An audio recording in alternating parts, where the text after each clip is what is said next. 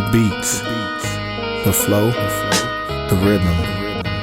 All movement starts from the streets. Streets A&R Podcast.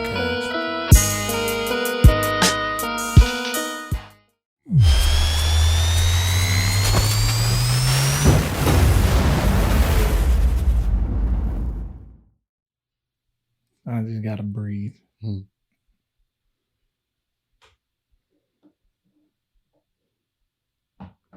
The days of saying something that means something are back. No more dormant energy. No more being afraid to speak truth, especially when truth is light. Getting back to it, man. It never left, but sometimes the forces will try to silence, man. You told me something pretty profound when we was talking about understanding this chaos and understanding where people at, and you said it was something along the lines of in a place of chaos, order is not only sexy, it's revered, it's looked for, it's searched for. And the boogeyman, sometimes I always remind people of, the evil character in the antagonist, not evil character, the antagonist always has a righteous motive. And in this instance, the antagonist is the one that just goes against what's common, what's popular. When we talk about music, what's typically put out there. Somebody that speaks the truth of the matter at almost all times. Somebody that searches self and talks about the battles with they self. That talks about the battles from which they came from. What their mind was thinking when things were done. Always told the truth about what really happened, how it happened, and make it in a way that's beautiful and digestible for some, and some where it just made in a way where they just skip right over it, but still to touch you. The music's boogeyman, rap's Joker, rap's Bane. Those characters. We talking about our brother Kung Fu Kenny, K. Dot, Kendrick Lamar, Kendrick Lamar Duckworth. And we talked about a long time of just with our pod, man, here at the Streets A&R. I was like, we got to do something for people while they alive. And was coming up with stuff. I was like, man, we got to give flowers. It's good to praise people. I love when artists come on here and praise the little things we've done, not to say we do more, but it feels good to feel that gratitude from things you did out of love. And I think Kendrick is one of those people who has given a whole lot. I think sometimes far more than what people recognize, and the impact ain't felt yet. So we got to give him his flowers. And since we coming from the streets, I want to call this, and this is such a fitting first person we give this to, giving him our concrete rose. First time we giving out a concrete rose. And what that is just giving people while they alive, in their form, still ascending, giving they props for what they already doing and where the trajectory they about to take off on.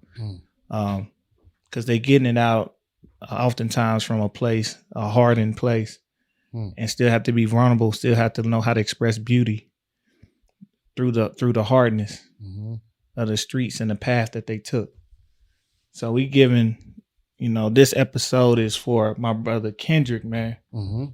And we gonna dive into more about it, but Kendrick is, that's our concrete rose. And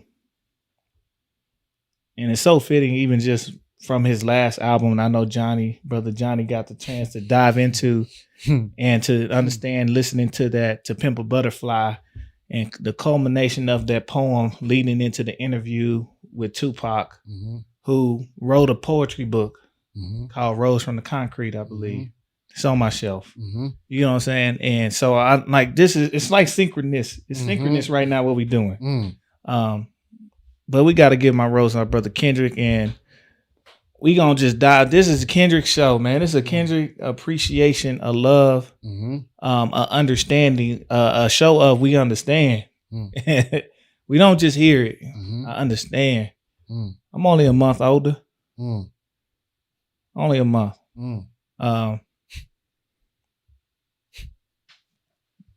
Seen some of the things he's seen. Didn't have to live the way he lived though. So I always come at it with a different perspective, but I understand. I don't know if something was in the air around that time. You know what I'm saying? But I caught it too. I like to think I did. I think people around me feel like I did. So, well, Kendrick, this one's for you, my brother. I don't even know where to start, man. I'm gonna let Johnny say some words, and we just gonna let this go. We ain't gonna be all day, but we gonna let it go. Full of just talk about Kendrick, his impact, and his work, and the excitement on the culmination, like this final project from what he started to starting his own thing. Yeah, I don't know where to start. I'm one of those people where you gotta kind of give me a direction, because the way my mind works, I think on things on multiple levels. But when I think about like just the artistry of Kendrick, I think it just bring me back to the first song that I ever heard from him. And it was one of his songs where he talked about that he don't even smoke. I don't even smoke.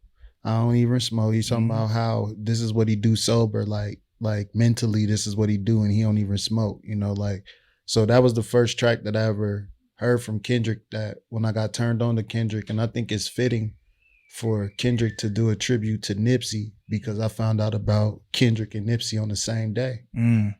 Like, remember the first song I heard from Nip, Blue Laces. So it's like the first song from Kendrick that really stood out to me was Growing Apart, though. Like, that was just next level, especially understanding.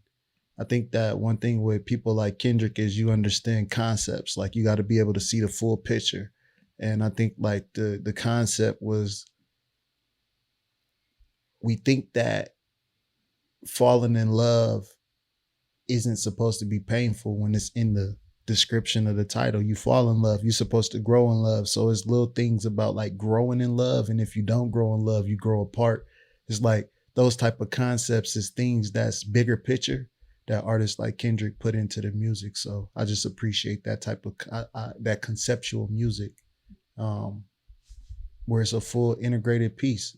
You can't take the piece away from the whole. And even if you do, it stands alone, but the whole itself still stands as an individual piece. That's artistry. Yes, sir. Actually, I remember being in grad school. I'd be like, yo, I'm old. I remember being in grad school, and then the little homie Dave Bird. He's like, hey, bro, you listen, you ever heard of Kendrick Lamar? Like, no, I ain't familiar. And this is either somewhere between 2011 and 12, so around there. So at least 10 years ago. And I'm like, no, I'm not. He's like, bro, because he knew I was in the music. This is well before DJing and all that, but I would always be listening and talking music and talking hip hop and all this kind of stuff. And he was like, bro, you gotta, just at the gym. I remember being at the gym, and we was chopping it up. And he was like, you gotta dive into this, brother. I'm like, all right, yeah, I'm gonna check him out. Boy, I was mad at myself for not jumping on that even earlier. And that's early for most people. That was early. That's early. And it was, and I just remember hearing, there's always certain songs that stuck with me that really showed me his how dynamic of an artist he was and where his mind was going. It's telling the story of, it's 3 songs that always stuck with me that made me a fan. Rigor Mortis, ADHD, and Cartoon and Cereal. Okay. I ain't heard Cartoons and Cereal. I ain't heard Rigor Mortis. I know I done seen them. I ain't listened to them. Rigor Mortis is extremely fast, and yeah, it was the flow, the flow and the cadence in which he captured in that song, and even in the flow, like he's talking, he getting busy, like we'll play it after a while, but Rigor Mortis was one of my first ones, and then I remember him getting, I think he was spitting the cadence so ill, he got a remix, but this before he blew up, he got a remix with Busta Rhymes, so you know he had to be spitting that quick, you know what I'm saying. And then ADHD was like that one, just because he embodied the sound of people from our generation, how they, you know, we grow up, 80s babies, late 80s babies, not claiming like millennial. Like I tell people, I ain't a millennial, I'm a crack baby. Like my mom ain't do crack. But that era and understanding what that era was for us, and he coming on, fuck that. 8 doobies to the face. And he even in his storytelling of that whole scene of him going to that party in that scene and him answering a question that he asked in the first verse, in the third verse, he's like, oh yeah, we all crack babies. That ADHD crazy. Cause he got ADHD, so he couldn't even pay attention. And when the answer, like literally watching him put like, oh, this fool's a damn genius. Like the song structure. But what's the cost of genius and what's the cost of artistry, and that's the cost that a lot of people ain't really willing to pay. And like it's always so easy from somebody on the outside to say, Johnny, do music, but what's the cost when the cost is literally your sanity? And that's what people don't get.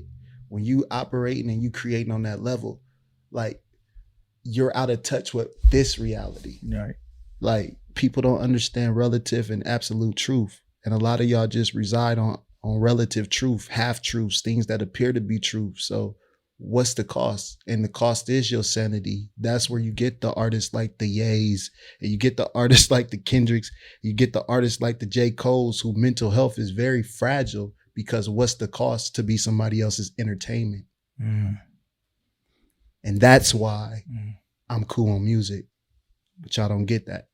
So it's just being in that realm of like it's crazy how do you get comfortable with knowing you're going to be misunderstood every step of the way?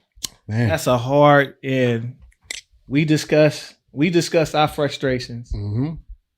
I hear the frustrations. Like people be like, he a positive rapper. I'm like, are y'all listening to these songs?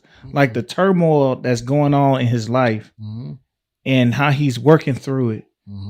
Every song, every step, and trying to make sense of things and having the pressure of being viewed as such, and how that affects how the people closest to him view him, or how he's not able to do things. You know, we talked about one time the song "You" on "To Pimp a Butterfly," and that song, and I use that song to teach in my class because that song is, you know, takes you to a very, very vulnerable place in his mind. And he tells a whole lot in those 5 minutes to deal with that. To deal with that to the point of where you want to, you know, some people in there say control, alt, delete. To the point where you drinking your sorrows. And then drinking your sorrows, bringing out your alter ego, which is telling you you ain't shit. You know what I'm saying? Because the world is telling you shit, but this is what's really going on behind the curtain. I think Punch got a song like "The Man Behind the Curtain" with Nick Grant, I believe, on that song. But it's pulling back that layer of this is the show, this is what y'all see, but because of the show I put on, everything behind me, it cost a benefit. You know what I'm saying? There ain't nothing that don't have it. I say everything that glitter ain't gold. Like everything is something's gonna be given. And to have an artist like this, to even make it to this magnitude, talking his talk is insane. And I don't think we really give credit. Who else ain't who that can tell these stories? Like the he started there, and it's not the same level, but he started there. But Ye, like I ain't gonna discredit Ye. Yeah. Go back and go listen to Power. Mm-hmm. Go listen to all of those albums. Go listen to crack music. Go listen about the socially and consciously aware music that he was making and how he was making this stuff palatable and digestible. Go listen to Ye. Mm-hmm. Quit sleeping on Ye. People sleep on Ye. Yeah, he I did. think Genius did him a great deal, but people slept on him before that. Mm-hmm. Quit sleeping on Ye.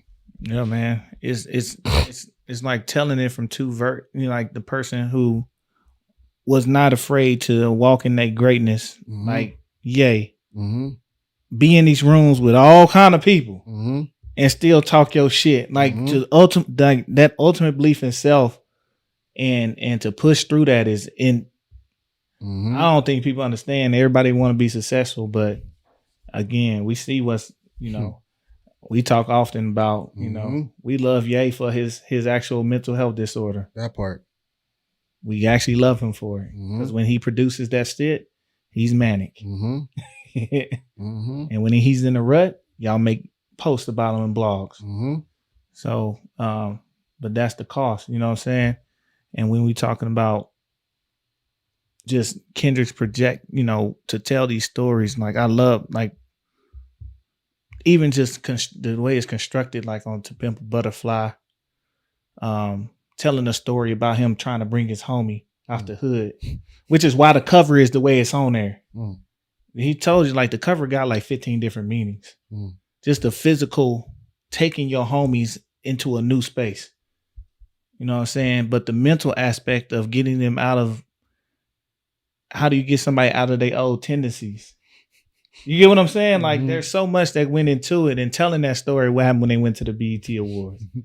Like that. Or telling the story of when they, what happened when he was in South Africa, he ran into the homeless man and the man told him he was God. Which may or may not be true, but even the concept of taking care of everybody because you don't know who anybody is. You don't know if that was your moment of truth to prove to yourself worthy for something greater. Did you do your good deed? Did you miss your opportunity? Were you being selfish? Like these are the things we supposed to embody when we walk by people and don't show gratitude and don't show grace and all these things like that type of stuff are talking about fear. It's one of my favorite songs on that motherfucker, right? To talk about his greatest fear as a 7-year-old, a 17-year-old, and a 27-year-old. And to embody the voice of who instilled the fear. You get what I'm saying? Especially, because a lot of it do come from the in-home environments. So, no, that was powerful. So it's those things that we don't see enough of. We don't hear theater. Kendrick is pure theater. It's a performance. The way he says it, the voices he takes on, the little subtle noises in the background of the instrumentation are what make it what it is. Like the construction of how you do it, like Damn, right? When I remember seeing Damn, and I just seen the track list, first thing I said is, oh, this is about what makes him as far as human. All the things you have to deal with in this world. And understanding that the album was actually made in reverse. So really starting out, the first thing you're just giving your name. But even the pressure and understanding where you came from and carrying that, what are you going to do with your name, your last name, your torch? That's your torch. That's your lineage. And going through these things, God, XXX, you know what I'm saying? They're my favorite track. That shit's so turned up, bro. But I gotta go back through and re-listen to Damn. I listened to it, but I gotta go back through and re-listen to it. Get the I forgot what version it's called, but it's in the correct order. Listen to it in reverse. So the track's in the correct order. Then I'm like, okay, now the whole shit makes sense. That would probably make more sense. Yeah. But even just seeing it, I was like, and just knowing where he's coming from on it, or me guessing, and then I'm like, oh, all right, because I'm always thinking like, I like artistry. I like people who aren't afraid, bro, just to be like, this. It is what it is. I ain't got nothing to lose at this point, but a little fame. That part. on that level for him, part. you know what I'm saying? So it almost behoove him not to move how he's supposed to move. Cause I think there'd be now greater consequences to not walk in the truth. Like it's a beacon of light that and the light ain't always bright on his end, but it's always seen by everybody who need to see some light. You get what I'm saying? So he might not always be in the best place. He talks about his frustration. He got a whole song with his little cousin, like, boy, I'm finna murder all y'all. The ego jumping up. Just like with his new shit. Mr. Morale and the Big Steppers. I'm like, all right. He finna. Yeah, he just dropped the Heart Part 5, right? Cool. He always gets his heart out there. He wants to let you know where he's coming from, what's been on his mind, what his intentions are. He's always been that. That's why it's called The Heart. Let me know. I'm just gearing up for this. This is where I'm coming from out of the space. But we often talk about ego. We often talk about how ego is not always bad. You're not finna call no shit Mr. Morale and the Big Steppers, because there's two ways it's gonna go. Either he ain't got nothing but either his close-knit homies on this bitch, or he got every big dog that he think a big stepper out here. This is how I feel about it. And Mr. Morale is him being able to shift energies. I'm the one that set the pace. So in setting the pace, I'm gonna be humble, but I'm also gonna wax you over the head. I'm that dude. Stop fucking with me, bro. Man, I was talking to Omni and he was like, do you think that the album coming? And I'm like, yeah, I know it's coming. And we was just talking about what do we expect from it. I don't expect nothing. I think that's how people do themselves a disservice, is not being able to experience it for what it is in that moment. I think that having any preconceived notions, any of that stuff, any preconcepts, it kind of almost, even comparing it to any of the past works, it don't allow you to see it for what it is. Once you observe it individually, then you tie it back to the past works and see if it connect. But I think that sometimes we do ourselves a disservice by having expectations of what's supposed to be. I just know it's going to be greatness. Yeah. And I try not to do it to that. What I try to do is put the puzzle pieces together and then see if I'm right. I'm actually open to, man, this shit went way over there. I'm cool with it. But I think we talked about, I was like, I mean, I don't, especially sonically, I don't have an idea what it's going to be. I don't care. He's just do it. I don't care. I really don't, sonically, I don't care what it's going to be. I've learned to give artists leeway to grow and expand and experiment. You know, one of my favorite people in music is like Vince Staples. He's always shift whatever. He just, I'm like, I'm not gonna give you the same thing. Like, he literally says that. So it is what it is. I'm gonna take it and I'm gonna not even judge it. I'm gonna take it in for what it is, and then I'll let you know if I like it. Because without trying to judge it or compare it to the next thing, you can actually enjoy for what that's supposed to be. You got to remember, this is made, and these are, music is time capsules. They're trying to convey something in a time space, like literally physical time space, and mentally whatever space they were in. This is why a lot of artists can't perform certain songs, because they don't want to go back to that space, not to that time. So we have to allow people to be in their time, in their moment, whatever that is, and they ready to throw it out there. And even know that, even though it could be new, if they ain't even there no more, then you might not hear from them no more. You know what I'm saying? Like, that could have just been a cathartic moment. Let me get this off. But I'm thoroughly excited, bro. Like it's not many things that move me, but art does. Like, go ahead. I think I'm still, I think it's hard for me to, like, as an observer, it's still hard for me to feel the magnitude. Like, I feel the excitement of the people, but it's hard for me to, like, be in that moment, like, for me. So it's like, I want to see what everything, like, what this all produces. Like, what's the shift that happens, right? Because there's always a light bearer. There's always a torch. There's always somebody who helps push the culture forward, who shifts thought. And I just want to see, like, what's the response from the shift in thought that happens? Like, you know, like, at the end of the day, our condition as Black people, a lot of it is about what we think we deserve. And as we start getting past, like, thinking that we deserve less, we're going to accept what we want.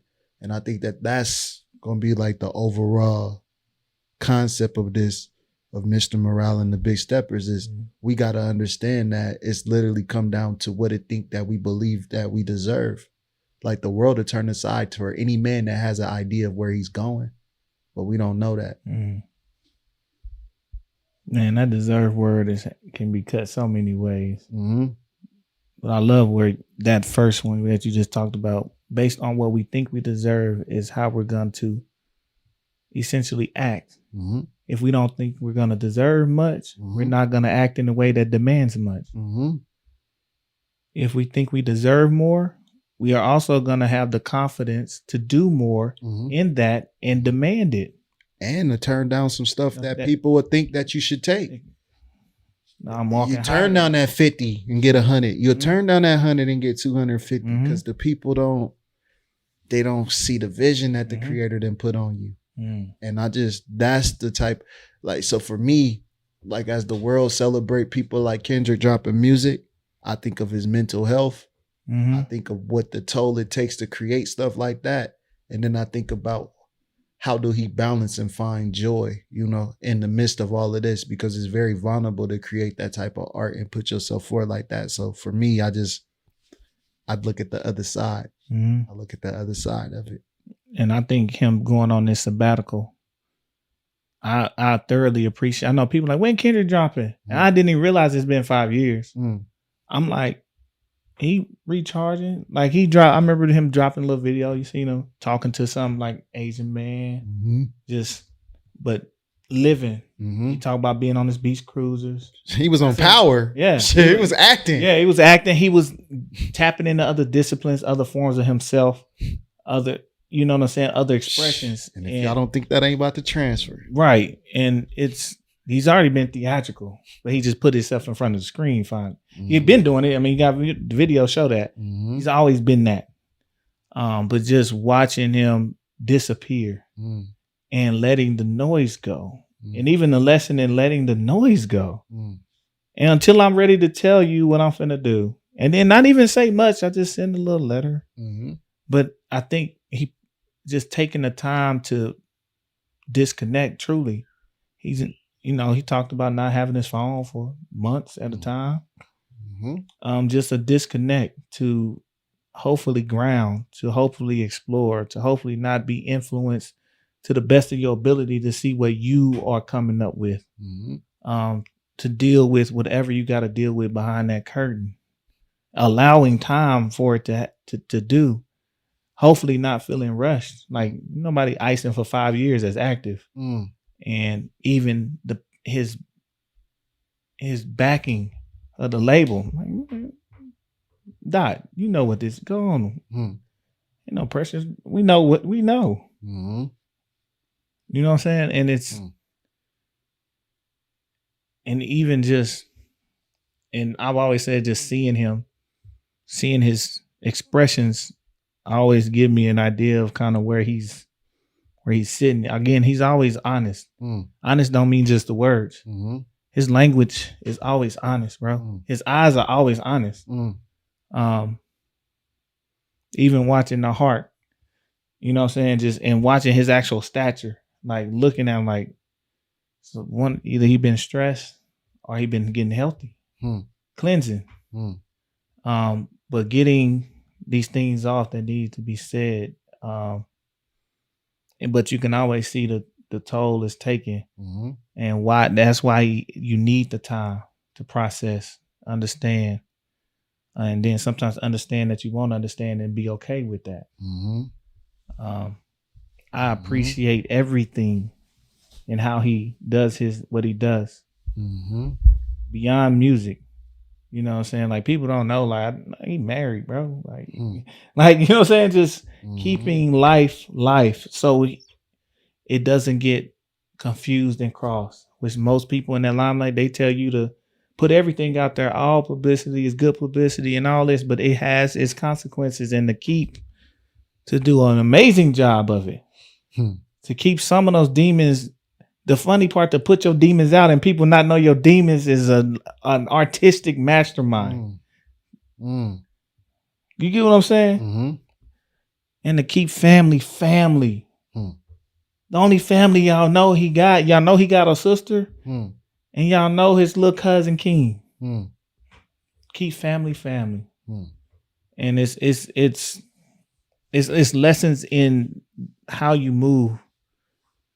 You know what I'm saying? What legacy you gonna leave? What impact are you gonna leave? What they gonna know you for? How you move out here? Mm. What'd you do? I know you make, but like, damn.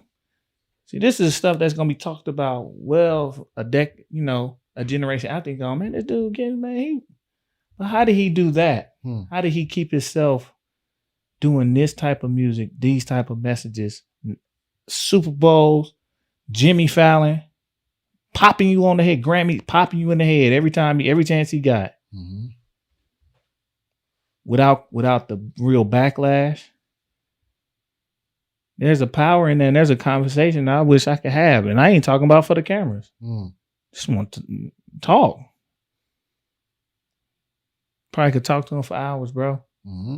And that type of person, that type of mind, that type of thing, and just be in the midst and just the exchange. Mm-hmm. Wouldn't need nothing else. Mm-hmm. Wouldn't even have to tell nobody. I'll tell Johnny and I'll tell my wife. Mm.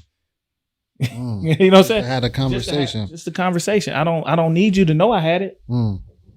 Hell, I got pictures in my phone with famous people now. You don't know how I met and ran into. You know what I'm saying? Like, I don't need to know. Mm-hmm. It wasn't for that. Mm-hmm. Half time I don't even like taking a picture because it ain't for that. I'm trying to make a connection. Mm-hmm. Do I understand, or do I just think I understand and help me understand? Mm. Because that's all I want. That's all I want to do is understand. Mm. You great in everything else. I want to understand. So it's man. You can tell that this is my guy, man. I dive into things. Mm-hmm. I dive into people when they allow us to see. Mm-hmm. And we have enough to at least to see what we should be seeing. But a lot of time it's cloaked by music. Mm. It's cloaked by the things we make popular in music. Mm. But he expresses himself at one of the highest level I've seen of any person. The expression is higher than as high as any person. I ain't talking music. Like any medium is high. And I don't even want to be here talking about all that, but I'm just saying, like, it's high, bro. And that's the most exciting part for me, is to see him in this element that's got him to where he's gotten, knowing this ain't where he only going. To put a period on his starting grounds with Top. You know what I'm saying? To put it's a period on this. And even watching the maturity and how they moving and a true brotherhood and love to even like, why would I feel you're supposed to grow beyond? That was our point, was you to grow. If we're growing artists, you're supposed to grow beyond what we can even offer you if you're that great. If you who I thought you were, you're supposed to grow. And them allowing them the space and encouraging it. Even some of the technical stuff of he dropping all the info on PG Lang, even though this is a TDE album. You know what I'm saying? But it ain't. It's a handoff. That's how you know it's a brotherly handoff, bro. This is good bit. It's a brotherly handoff. You seen it coming when Dave left. Dave Free, who's his manager, artistic director for his stuff. When he left a couple years ago, they already knew that was. And then they dropped PG Lang, and that's with directly Kendrick and Dave Free. And I was like, oh yeah, he got to get out of there. He got his own. But it's just a brotherly handoff, bro. A warm handoff, like a send off. And that's why I know this is epic. I don't even know what it's gonna sound like. It's gonna be epic. It's gonna be epic. Even if you think the music trash, it's gonna be epic. It's just you get that feeling. Because everything is right about it. I think everything is right around it as far as the pieces coming together with his camp and these things, and it just feels like this is the maturation. And I'm excited for what's to come, bro. That's all. We're gonna see him fly. Lord willing. You know what I'm saying? You know what I mean by Lord willing. So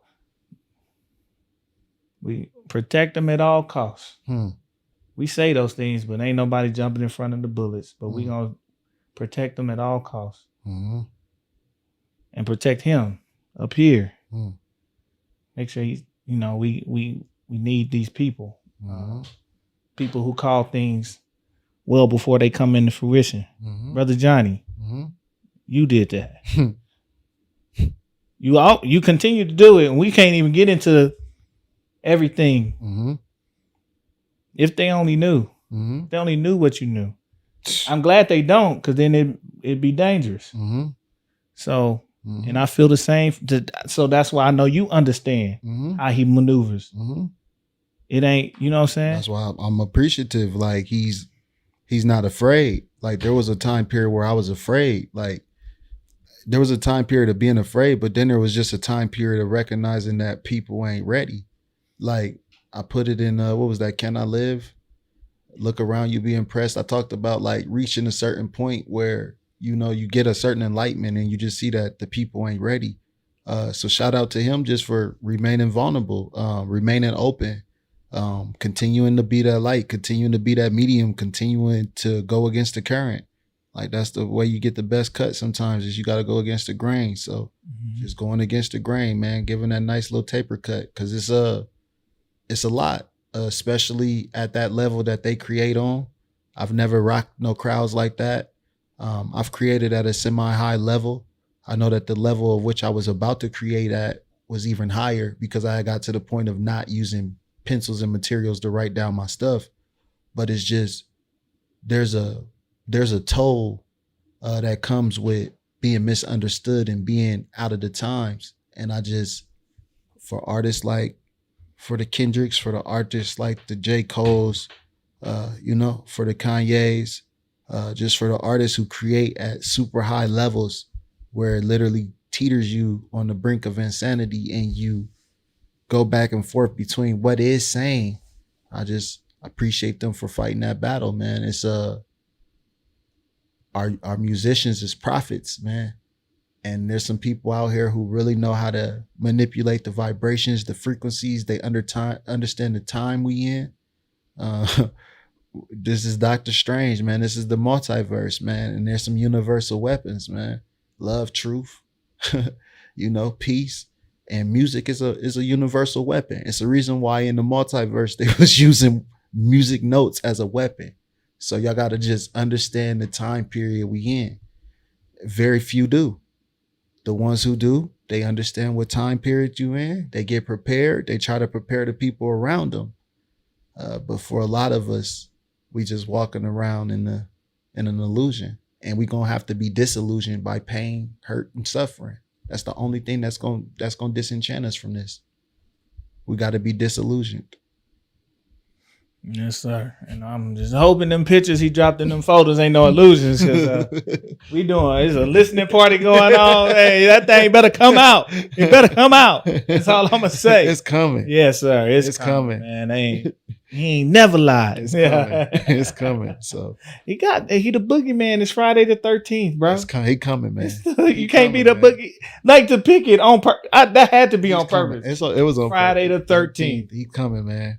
He coming. And it's my birthday weekend. You can't see like the shift where music was, you know what I'm saying? Like Nas came, you can't see that type of stuff and like, I want to not say I don't want to play too. You get what I'm saying? Like, bruh, I hear certain beats and shit. I'm like, oh man, I want to play too. You know what I'm saying? Like, you don't hear that and don't think you don't want to play too. Right. So thank y'all for waking up a monster, man. Yeah, we appreciate it. That part. Took a little while, but he was like, go sleep. Oh. Y'all still on bullshit. But now some people coming out that ain't on bull. Appreciate y'all, Griselda. Nice. You gonna act like you ain't old. All right. J. Cole, chill out. That part. Okay. Drake, you still partying? Okay. And just, man. All right. I guess I get up. All right. Yeah, man. He said we're gonna be all right. And we could have went on the tie-in from the All Right video to the Drop a PG Lane to like just even the visuals looked like they were all shot at the same time. Well, not even that, just literally in PG Lang's commercial they dropped, right? That visual. Remember in All Right when he was floating, right? He was all in the air. And in PG Lang, he's literally sitting at the top of the light pole sleep. Like literally telling you, when it's time to wake up, I'll wake up. Because Georgia Smith was down and said, I wonder what he's thinking up there. Like the ties from this to this to this is next level. Yes, sir. He's on like city planning, right? 20-year plans. Yes, sir. And just rolling it out. Sir. You think it's like, oh, this is just crazy. This is a crazy. Like, no, go look at it. He done tied it all. Yeah, man. It's just beautiful, man. Artistry at its highest level, finest level, man. So just, like I said, man, I like Cole more, but Kendrick is just different. Kendrick is different. I don't. Kendrick is one. Ain't never wavered in that. Sorry for you. It's because it's the art, bro. Like, you gotta understand, like I love dance. Like I love interpretive dance. I go to interpretive dance by myself. So the using of all your visual and cues sonically, I'm always been astute to try to put together what you're trying to say. So I've always had him there because that's what he does. So I can get the full grasp of it. Yeah, you can't even shake me off my tree for that one. Like that's me. I ain't tripping. It's just personal. It's personal preference. It's just down to personality. I like Cole more. He's more personable, a little bit more open with the thing. It's just Kendrick is just next level. Like, with certain people, it's just kind of like that quote Charles Barkley just said the other day about Phil Mickelson versus Tiger Woods. You know what I'm saying? Like, what like certain people, it's about business. You know what it is. You just gonna be, And I just say that, I like Cole. Cole shifted a lot of shit for me. He really did. You know what I'm saying? Like, just the vulnerability in him talking about the lower nature things. Kendrick just come from a more, it's a metaphor. It's a simile. It's a full concept. Cole do this. He do it too, but it's just Kendrick just do it at a different level.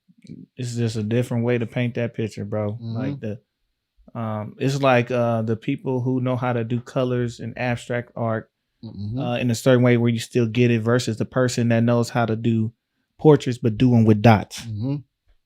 Both highly skilled. And they paint a beautiful picture regardless. They just look different. And it's based on your eye and your original reference points on what do you think is dope. Do you think the tediousness is dope? Do you think the abstract way of painting in the stroke of this, you can tell which way it was painted. You can tell, you know what I'm saying? Like, so it's all about that. But yeah, man, we gotta, Dot, man, we here. Yeah. For sure. And it's, glad you're here. I met Cole, so but I ain't met Dot.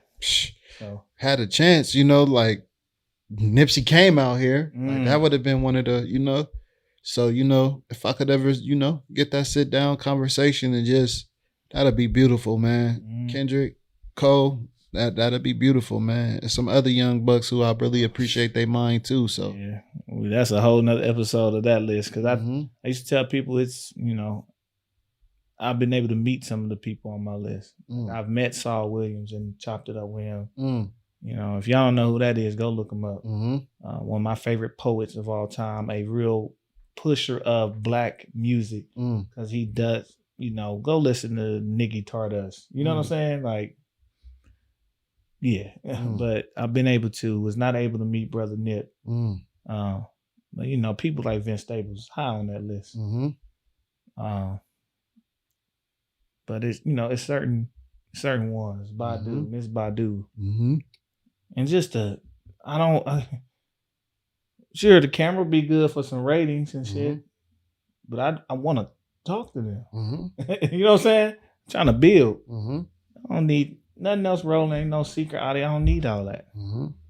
I don't need the picture after. As long as one person know I actually did it. That part. Johnny, you was there. That part, hey, we witnessed it. Loved it. I'm old. I love urban legends. So like, man, you ain't talked to them. I don't see no picture. Bro, we talk.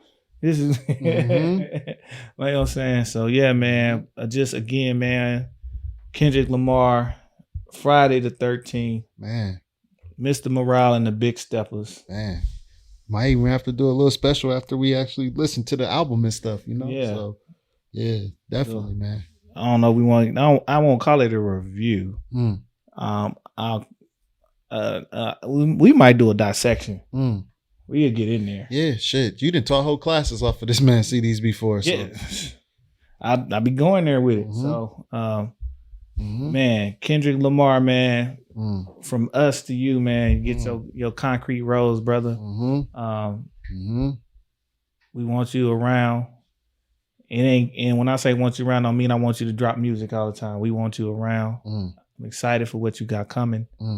I'm excited to see you. And that's something I don't know, bro. Like, it's very few people. I'm excited to see them. Like, all right. We appreciate you.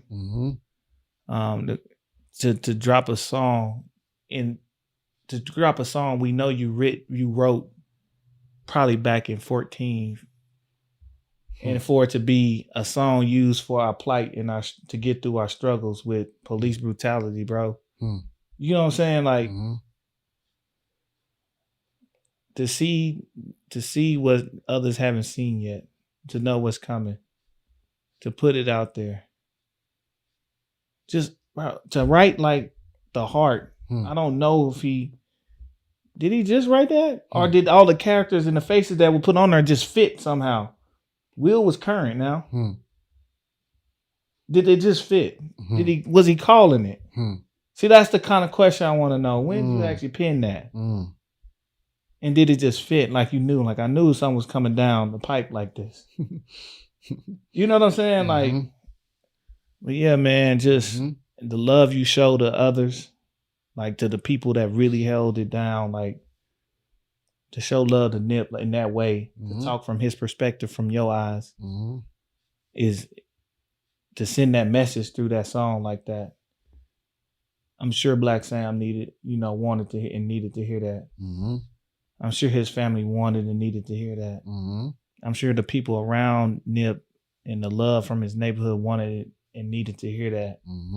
And just to keep, they say you die twice, once in your flesh and the second when people stop speaking about you.